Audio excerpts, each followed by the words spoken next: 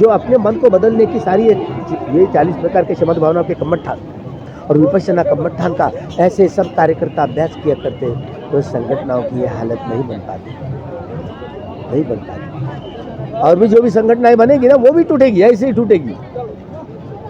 मतलब ये अहम है ना, मैं बहुत ये सताता, इतना मार बदन में संचर जाता है। क्या कारण है कि जो अम्बेडकरी संगठन होती है वो यानी इकट्ठा नहीं आती, और अगर संगठन तैयार भी हुई तो टूट जाती है, इसका कारण क्या है? मैं इसलिए इन कड़े शब्दों में बोलता हूँ, अभी भी तुम लोग पापी लोग हो, बाबा साहब की सारी संगठनों को बर्बाद कर दिया। मैं आपकी शिकायत में बाबा साहब को करने वाला हूँ। हम लोग तो यूँ ही हंस लेते हैं, लेकिन बाबा साहब तो देख रहे हैं ना, मेरे आखिर पुत्र पुत्रियाँ क्या कर रहे हैं, है ना। वो तो तुषिता देवता लोक में नज़र बनाए हुए हैं। बाबा साहब को मैंने कहा कि मैं आह्वान किया था कि बाबा साहब हमारी बात सुनो, आपके बच्चों की शिकायत आपसे कर रहा हूँ कि सारी संगठनों को बर्बाद किया। देखो, मैं इसलिए फिर जवाब के इसलिए सवाल करता हूँ कि बाबा साहब के ऋण से अगर मुक्त होना है तो बाबा साहब के ऐसे चारों संगठनों को फिर से पुनर्गठन करना होगा। कब होगा? पुनर्गठित कब होगा? लेकिन पुनर्गठन करना होगा। कैसे होगा? अभी मतलब जैसे अभी किस्सा आ रहा है, अभी महाराष्ट्र के चुनाव घोषित हो रहे हैं, 1-2 दिन में शायद लग जाएगी, है ना। तो पता नहीं ऐसे चलते में यह ईवीएम घोटाला इतने सारे विश्व में हो रहा है, एक ही देश की बात नहीं। अभी हरियाणा में क्या हुआ? तो हरियाणा में वही बात हुई है, ईवीएम घोटाला हुआ है। ऐसे लग रहा है आपको? हाँ, लग रहा नहीं, अभी कोर्ट में दायर भी हो गए केस, क्योंकि इतना ईवीएम घोटाला हो गया है वहीं पर। तो ये लोग करने वाले, उनके हाथ में सत्ता है। यानी महाराष्ट्र में भी होगा? महाराष्ट्र में भी ईवीएम घोटाला होगा पक्का। अभी यानी आपको ये लग रहा है नहीं, होगा ही। कैसे होगा? देखिए, लोकसभा चुनाव में इतना घोटाला हुआ, लोगों को पता तक नहीं चला। लोग महाराष्ट्र के महाविकास आघाड़ी वाले भी चुपचाप रहने लगे, क्योंकि अभी रिपोर्ट दायर की है कि 5 करोड़ यह वोटिंग चुनाव आयोग ने कहाँ से लेकर के आए। ये एक्स्ट्रा ऑर्डिनरी वोटिंग कहाँ से लेकर के आए, इसका कोई जवाब सुप्रीम कोर्ट के वकीलों ने पूछा, इसका जवाब मैं नहीं दूंगा। कौन देगा भाई?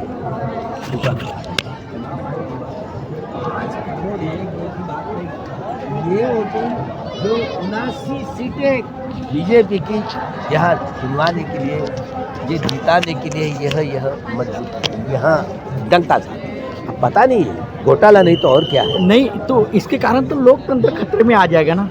लोकतंत्र खतरे में आ चुका है। अभी 2014 से हम ये अघोषित आनी बानी का अनुभव कर रहे हैं, इमरजेंसी का अनुभव कर रहे हैं। अघोषित? हाँ, अघोषित।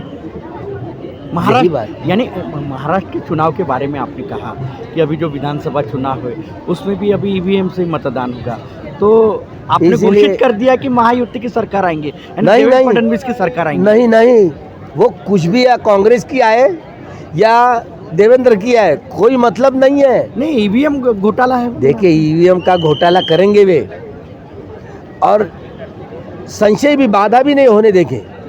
ये आपस में इतने मिले जुले हुए हैं, बाधा भी हुई ना तो चुपचाप रहेंगे, कोई नहीं बोलेंगे। इसीलिए घोटाला होगा, और जहाँ तक के जो मेंबर होंगे कहीं करके किन का घोटाला करना है वो तय होगा। नहीं तो ये जो तीसरी शक्ति उभर करके सामने आई तो चांसेस है। तीसरी शक्ति यानी कौन सी? तीसरी शक्ति जो ईवीएम हटाव वाले बोलने वाली ऐसी अगर शक्ति आई तो काम हो सकता है, बदलाव की बैलेंसिंग पावर रह सकते, बैलेंसिंग पावर। तो पता नहीं महाविकास आघाड़ी भी आई तो हमारा क्या होगा, कुछ नहीं होगा। अभी भी प्राइवेटाइजेशन चल रहा है, प्रयोग शुरू हुआ है, ये टीचरों को भी ठेकेदारी पद्धति शुरू हो गई। विपक्षी लोग क्या कर रहे हैं, वही कर पत्ते खेल रही है। अब गोलमाल है, कोई कुछ नहीं बोलेगा। अभी नहीं तो रास्ते पर उतरना चाहिए था, ये बंद करो करके। यहाँ तक शिक्षा में ये मनु का कानून ला रहे हैं, शिक्षा में अभी राम बोलने के लिए बच्चों को मजबूर कर रहे हैं। स्कूल में, जिला में ये 14 लाख ये स्कूलें बंद हो रही है, अब क्या करेंगे जो अभी- प्राइमरी। मेरा एक आखिरी सवाल है बंटी जी, ये बताइए, अभी चुनाव है विधानसभा का, क्या संदेश देना चाहोगे आप अभी महाराष्ट्र की सभी जनता? महाराष्ट्र की जनता को अभी अभी ईवीएम हटाओ और देश बचाओ, संविधान बचाओ, जनतंत्र बचाओ, इस तरीके की घोषणा करके रास्ते पर उतरना चाहिए। और ये इलेक्शन इलेक्शन ना हो, ये संविधान के कानून के अनुसार 101 के अनुसार यह चुनाव यह मत पत्रिका द्वारा होना चाहिए, बैलेट पेपर से ही होना चाहिए। ऐसे आंदोलन खड़ा करें, बंद करें, सबको मजबूर करें, सभी राजनीतिक दल को यानी मजबूत महाराष्ट्र करें। में महाराष्ट्र के विधानसभा चुनाव भी ईवीएम से ना होने चाहिए, ना होना चाहिए। इसके लिए अब भी आंदोलन शुरू करना चाहिए, ना हो। हम नहीं मानते कि आज जनतंत्र में ये ईवीएम खतरे में जाकर के पिछले साल आए जापान में, वो तो इस्तेमाल नहीं करते, ये EVM is fake, totally fake machine है, ऐसे इस तरीके की बातें करते हुए अमल नहीं करते। और ये चुनाव आयोग ने देश के साथ गद्दारी कितनी की, वो इंटरनेट से जुड़ी हुई नहीं है मशीन, ऐसे उन्होंने कहा। जो मोहम्मद प्राचा वो सुप्रीम कोर्ट के वकील, कलेक्टर ने पूछा ईवीएम से जुड़ी है, हाँ जुड़ी है, तो चुनाव आयोग क्यों ऐसा कहते हैं, वो सब तालमेल में है, तो इसलिए मिली भगत है उनका। वो तो जवाब नहीं दिया उन्होंने अभी तक कि ये 5 करोड़ वोटिंग कहाँ से लेकर के आए, आकाश से या पाताल से, इसका हिसाब दो। तो ये फैसला सुप्रीम कोर्ट में गया। अभी ये समता सैनिक दल, ये सारे महाराष्ट्र के लोग और भी रिट पिटिशन डाले ना सुप्रीम कोर्ट में, वो भी गवाही ने रिजेक्ट कर दिया। अब क्या उनसे न्याय, हमको न्याय मिलने की क्या गुंजाइश रखी बाकी। इसीलिए लोगों ने रास्ते पर ही उतरना चाहिए। अभी जब तक के रास्ते पर उतरेंगे नहीं, सब बंद करेंगे। चुनाव ये कानून के अनुसार 101 के अनुसार बैलेट पेपर से ही हो, हमको मंजूर नहीं है ईवीएम हटाओ, जनतंत्र बचाओ, संविधान बचाओ, इस तरीके पर रास्ते पर सभी संगठनों महाराष्ट्र के लोगों को ऐलान करना पड़ेगा करें। इसीलिए पिछड़े पड़े कि सद्धर्म को धारण करने का जो प्रशिक्षा दी जाती है वो नहीं मिला। इसीलिए लोग तो यूं ही वो केवल श्रुतमय ज्ञान के आधार पर या चिंतनमय ज्ञान के आधार पर सद्धर्म को धारण करने की ये सारी प्रक्रिया होती है। ऊपरी मानस को सुधारने की बात होती है। सुधार बोले तो रिवोल्यूशन नहीं है, सुधारणावाद बोले तो रिवोल्यूशन नहीं है। रिवोल्ट अपने मन को जड़ से बदलना है, अपने मन के स्वभाव को जड़ से बदलना है, तो धर्म की ज़रूरत होती है। सद्धर्म के द्वारा ये बोधि ज्ञान धारण करते हुए जो कोई व्यक्ति अरिय सत्य का साक्षात्कार करता है, वह स्वयं को बदलने में कामयाबी उन्होंने प्राप्त कर ली। वे ऐसे नियमित रूप से वीतरागी, वीतद्वेषी और वीत मोही होकर के ही कर्म करेगा। काया वाचा मन के द्वारा पाप कर्म उसको छू नहीं पाएंगे। यही मनुष्य। तो भला बाबा साहब को इस चीज़ को समझने के लिए 35 साल लगे कि मनुष्य समाज को केवल और केवल भगवान बुद्ध का धम्म ही बचा सकता है और दूसरा कोई माध्यम नहीं है। वो तो घर घर में, हर बस्ती में, गांव में, शहर में, नगर में, ज़िले में, राज्य में, देश में, सारे विदेश में तू मैं झगड़े चल रहे, युद्ध ही चल रहा है। तो युद्ध से कोई मनुष्य समाज की क्या हानि होती आई हुई। तो भला युद्ध से मनुष्य समाज की हानि होती हुई आई, तो युद्ध से कोई मनुष्य समाज का कल्याण नहीं होता। भगवान बुद्ध का सद्धर्म ऐसी चीज़ है, मानवीय समाज का कल्याण भगवान बुद्ध के सद्धर्म से ही हुआ करता है, दूसरा कोई ज्ञान नहीं है। इसलिए बुद्ध धम्म यह क्रांति, यह शब्द बाबा साहब के दिलो दिमाग में से उतरे। यह महाकुशल चित्त है बाबा साहब का, बोधिसत्व का।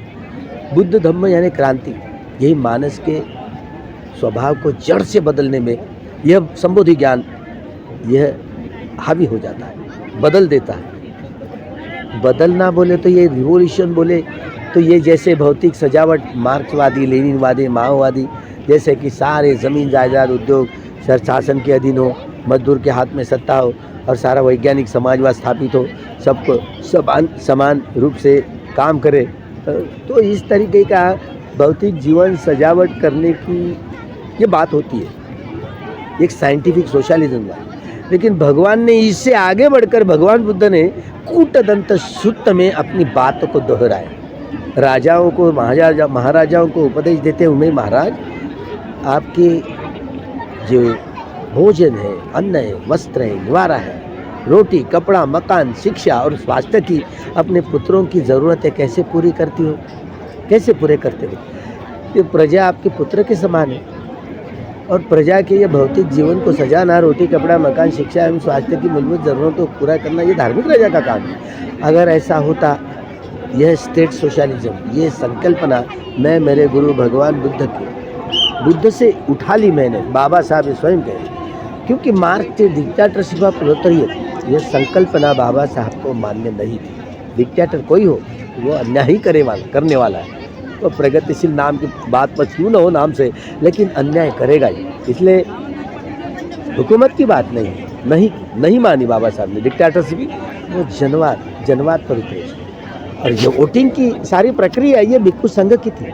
भिक्षु संघ में जो चढ़ाव उतार आते हैं, संघ में कोई किसी मत पर कोई विभाजन होता है, अलग अलग अभिप्राय आते, तो एक मतपेटी जहाँ रखी करती थी लकड़े की, और उसमें छोटे छोटे ये लकड़े के टुकड़े जिसको शलाकाएँ कही जाती थी, वो बहुमत से निर्णय लिए जाते थे। तो ये प्राथमिक परंपरा है जनतंत्र की। बाबा साहब ने मनुस्मृति को जला करके भगवान बुद्ध का जनतंत्र इस देश को बहाल किया। एक व्यक्ति, एक मत, एक मूल्य 26 जनवरी 1950 को लागू हुआ। राजनीतिक लोकतंत्र उसका अमल शुरू हुआ। जब तक ये राजनीतिक लोकतंत्र सामाजिक लोकतंत्र में, आर्थिक लोकतंत्र में या सांस्कृतिक लोकतंत्र में बदल नहीं होता, तब तक न्याय, स्वतंत्रता, समता और भाईचारा ये मानवीय मूल्यों का अमल करके समतामूलक समाज जीवन को नहीं स्थापित करता है। समतामूलक जीवन को स्थापित करने के लिए बाबा साहब ने सिविल कास्ट फेडरेशन को विसर्जित करते हुए रिपब्लिकन पार्टी ऑफ इंडिया ये राजनीतिक दल को 30 सितंबर 1956 को ही घोषणा की थी। बाबा साहब के अनुयायी ने इसी नागपुर की भूमि में 3 अक्टूबर 1957 को यह रिपब्लिकन पार्टी का घोषणा पत्र किया। उस रिपब्लिकन पार्टी का घोषणा पत्र पहले तैयार करके रखा था बाबा साहब पत्र।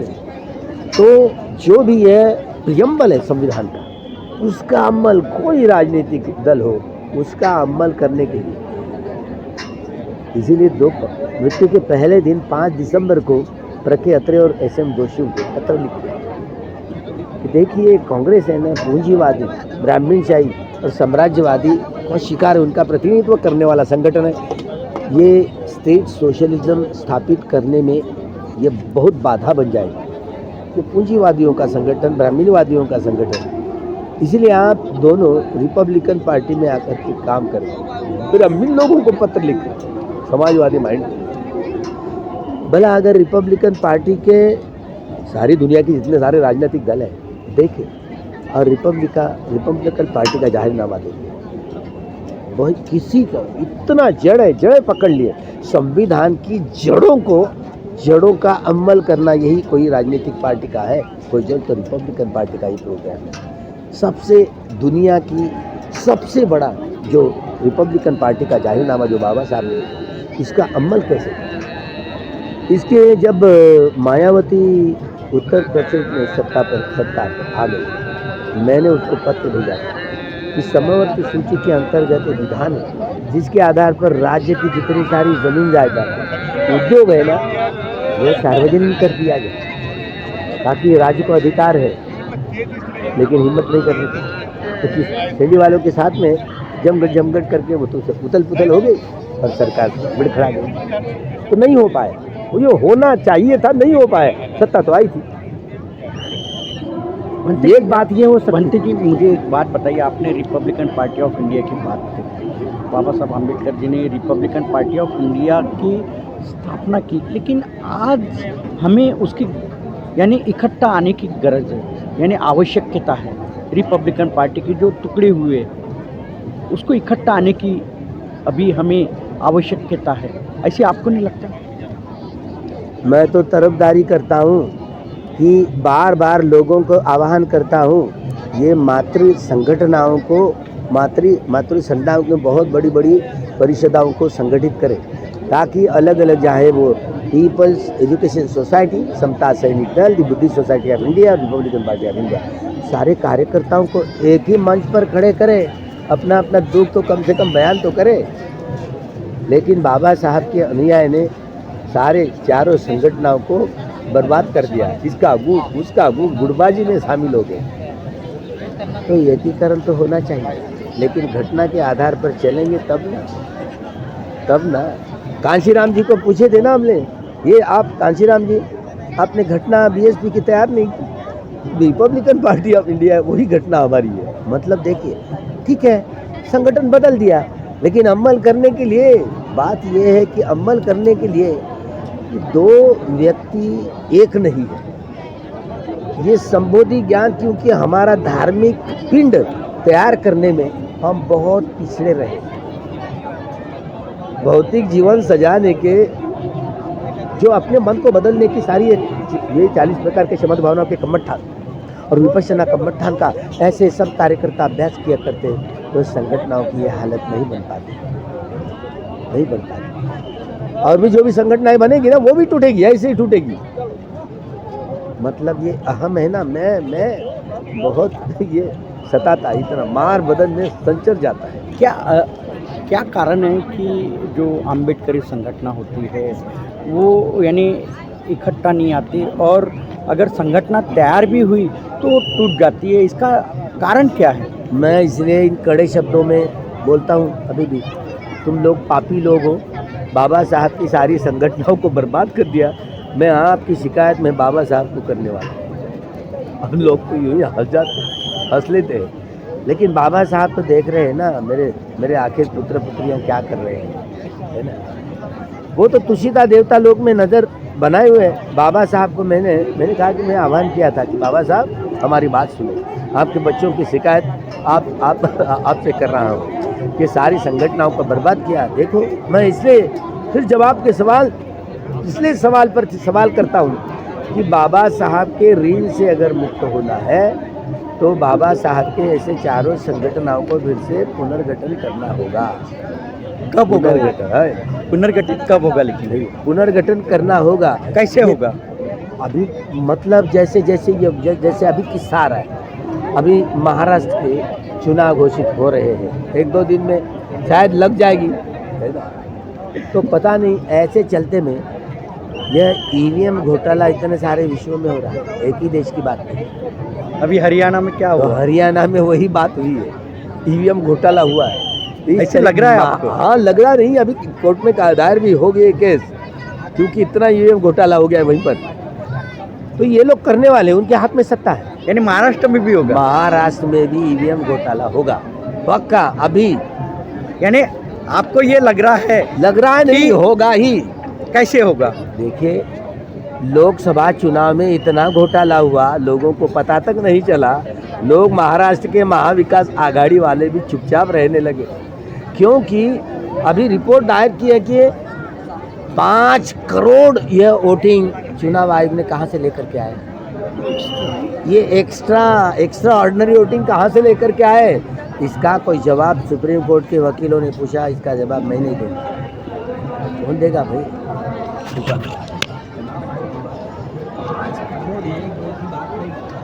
ये वोटिंग जो 79 सीटें बीजेपी की यहाँ चुनवाने के लिए, ये जिताने के लिए यह मजबूत यहाँ डंका था।